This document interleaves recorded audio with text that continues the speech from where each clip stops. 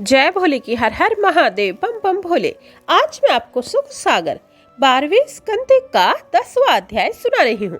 भव भवानी ने आई पुनि पायो मुनि सम्मान, शिव ने मार्कंडे को दियो भक्त वरदान। सुनिए, श्री सूत जी बोले, इसी भांति श्री मार्कंडे भगवान की प्रबल योग माया की सामर्थ्य को देखकर अपने चित्त को परमात्मा में लीन करते हुए उनकी अनेक प्रकार से स्तुतियां करने लगे। वे बोले, हे भगवान, आपके चरणों में मेरा बारंबार प्रणाम हो। हे प्रभु, आप मुझे शांति प्रदान कीजिए। आपकी माया में बड़े बड़े सिद्ध पंडितों की बुद्धि भी ठिकाने नहीं रहती। मेरी तो गणना ही क्या है। आपकी योग माया मुझे पागल बना रही है। इस समय तो मुझे अपनी देह तक का कोई अनुसंधान यानी होश नहीं है। हे भक्त रक्षक, हे सर्वव्यापक, अब मेरी रक्षा कीजिए। सूत जी कहने लगे, पुनः श्री मार्कंडे मुनि अपने चित्त को शिथिल कर भगवान की आराधना करने लगे।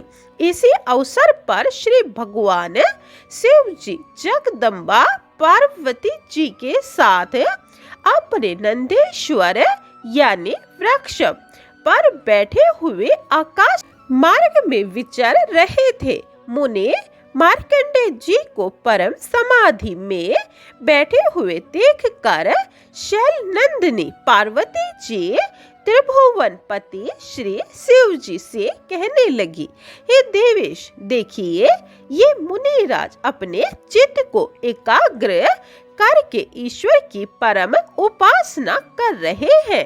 अतः आप इनके ऊपर कृपया कर इनके सकल मनोरथ पूर्ण कीजिए।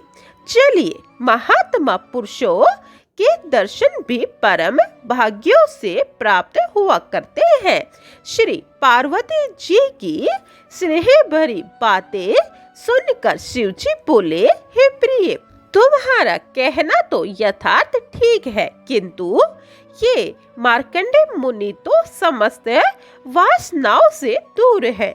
इन्हें तो कोई भी अभिलाषा नहीं, यहाँ तक कि ये मोक्ष की चाहना तक भी नहीं करते। इन्होंने अपनी समस्त रुचियां स्वाधीन कर ली है। किंतु हे भवानी, तुम्हारे कथनानुसार चलो, अब चलते हैं। हे सोनक, श्री पार्वती जी की बातें स्वीकार कर विश्वपति शंकर जी आकाश मार्ग से नीचे उतरकर मुनिराज के सन्निकट आए। उस समय मुनिराज समाधि में स्थित थे, अतः वे उनका सत्कार न कर पाए। तब श्री शिव जी को उनको जागृत करने के लिए उनके हृदय में प्रवेश कर गए और वहां उन्होंने मुनिराज को अपने स्वरूप का दर्शन दिया। श्री मार्कंडे मुनि ने अपने हृदय में बिजली के समान श्वेत वर्ण, त्रिलोचन, लंबी लंबी जटाएं, मस्तक पर चंद्रमा धारण किए हुए, शरीर में सर्पों को लपेटे हुए, बागंबर पहने हुए, कंठ में मुंडमाला धारण किए, अपनी 10 भुजाओं में त्रिशूल, डमरू, कपाल, अक्षमाला, तलवार, फरसा, बाण, चरम आदि धारण किए हुए एवं मस्तक पर त्रिपुंड चंदन लगाए हुए भगवान श्री शंकर जी को देखा। हृदय में भगवान श्री शंकर जी के दिव्य दर्शन कर मुनिराज के नेत्र कपाट खुल गए। उन्होंने उसी स्वरूप को बाहर भी देखा। वे शीघ्र ही उठकर भगवान शिव जी के चरणों में जा गिरे, पुनः अनेक प्रकार से उनकी स्तुति करने लगे। हे सोनक, तदंतर मुनिराज ने श्री पार्वती जी सहित भगवान शंकर जी का अनेक सामग्रियों से विधि पूर्वक पूजन किया और बारंबार प्रणाम करते हुए उनसे कहने लगे, हे प्रभु, आपके चरणारविंदों में मेरा प्रणाम हो। हे मातेश्वरी, आपके चरणारविंदों में मेरा प्रणाम हो। आपने मेरे ऊपर परम अनुग्रह दिव्य दर्शन दिए, मैं आपका क्या सत्कार कर सकता हूँ।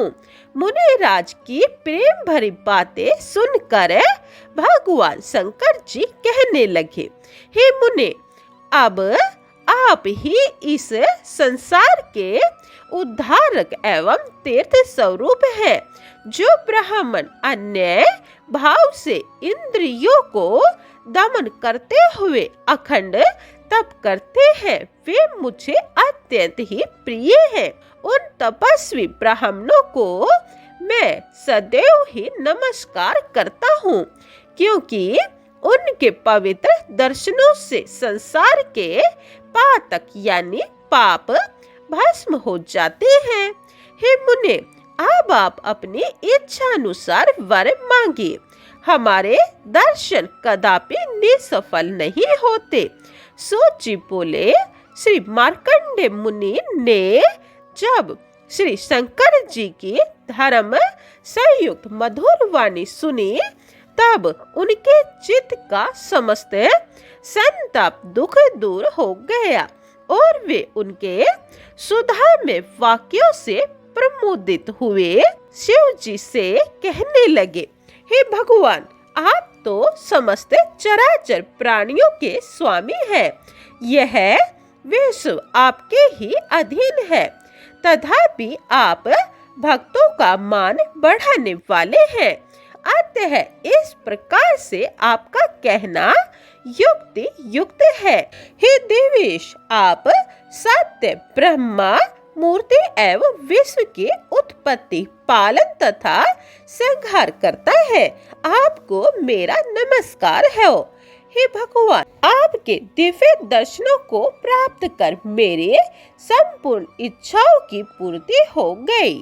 अतः अब मुझे कोई वरदान लेने की चाहना नहीं, मैं तो केवल यही वरदान लेना सुंदर समझता हूँ कि भगवान अच्युत एवं आपके चरणारविंदों में तथा महात्मा पुरुषों में मेरी निरंतर दृढ़ भक्ति बनी रहे। श्री सूत जी बोले, हे सोनक, तब श्री शिव जी मुनि मार्कंडेय जी की सुंदर स्तुति से प्रसन्न हो गए और वे उनको मनवांछित वरदान देते हुए बोले, हे मुने, आपकी अभिलाषा यानी इच्छा पूर्ण हो, आपकी सदैव अचल भक्ति बनी रहे, कल्पांत पर्यंत आपकी आयु होगी, आपका ब्रह्मचारी व्रत अखंड बना रहेगा, आपकी कीर्ति विश्व में व्याप्त रहेगी, आप त्रिकालज्ञ एवं आत्मा स्वरूप के ज्ञाता होते हुए सुंदर पुराण की रचना करोगे। श्री सूत जी बोले, तब भगवान शंकर जी पार्वती जी के साथ मुनिराज को वरदान देकर पुनः अपने नंदी नामक वृक्ष पर बैठकर वहां से श्री कैलाश पर्वत की ओर उठकर चल दिए। तब उनके चलते समय श्री मुनिराज ने उनको बारंबार दंडवत प्रणाम किया। हे सोनक, जो कोई भक्त इस परम पावन कलेमल कलुष विनाशिनी श्री मुनि मार्कंडेय जी की इस उत्तम कथा को प्रेम से पढ़ेंगे या सुनेंगे, वे इस असार संसार से पार होकर अंत में सायुज्य मुक्ति प्राप्त करेंगे। बोलिए शंकर भगवान की जय। बोलिए ओम नमः भगवते वासुदेवाय। 10वां अध्याय समाप्तम। जय भोले की 11वां अध्याय यह आप दूसरी वीडियो में सुने। जय भोले की हर हर महादेव बम बम भोले।